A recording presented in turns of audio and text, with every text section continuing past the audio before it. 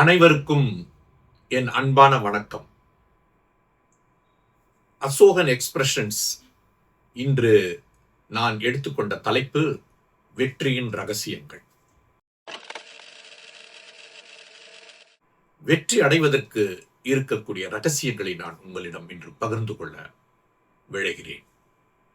திருக்குறளில் ஒரு குறள் இருக்கிறது. தெய்வத்தால் ஆகாதெனினும் முயற்சி தன் மெய்வருத்த கூலி தரும் என்று இருக்கிறது.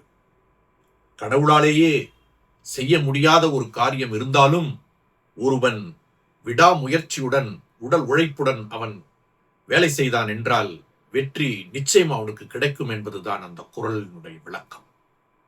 ஒரு குட்டி கதை சொல்கிறேன். ஒரு கிராமத்தில் 2 நண்பர்கள் இருந்தார்கள். அதில் ஒருவர் தினமும் நாளை செய்து கொள்ளலாம் வேலையை என்று வேலையை தள்ளி போட்டுக் கொண்டே இருந்தார். மற்றொரு நண்பர் தினமும் கொஞ்சமாவது உழைத்தார்.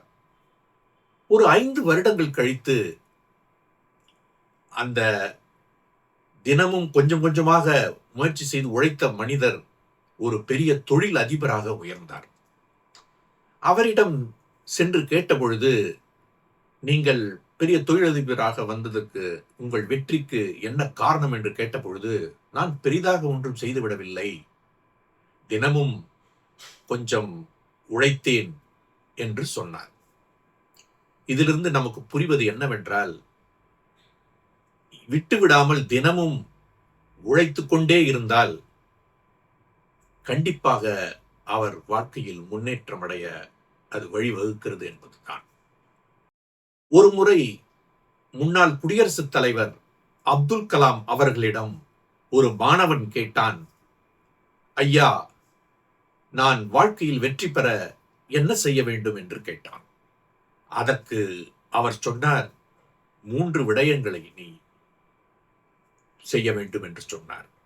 1, வாய்மை, அதாவது உண்மை பேச வேண்டும். 2வது, உழைக்க வேண்டும். 3வதாக, துன்பத்தை கண்டு அஞ்சக்கூடாது, துன்பத்திற்கே துன்பம் தர வேண்டும் என்று சொன்னார். இதை 3ஐயும் நீ கடைபிடித்தாயானால் வாழ்க்கையில் வெற்றி பெறலாம் என்று சொன்னார்.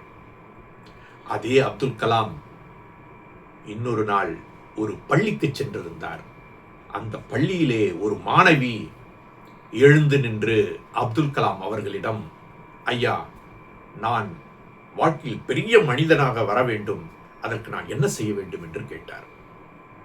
அதற்கு அப்துல் கலாம் அவர்கள் ஒரு பென்சிலை எடுத்து காட்டினார். இந்த பென்சில் எவ்வளவு அழகாக எழுதுகிறது தெரியுமா?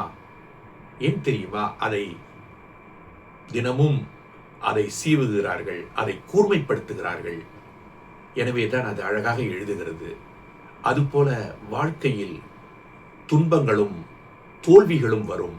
அவை உங்கள் வாழ்க்கையை கூர்மைப்படுத்துகிறது, செம்மைப்படுத்துகிறது, வெற்றி அடைய அது வழிவகுக்கிறது என்று சொன்னார்.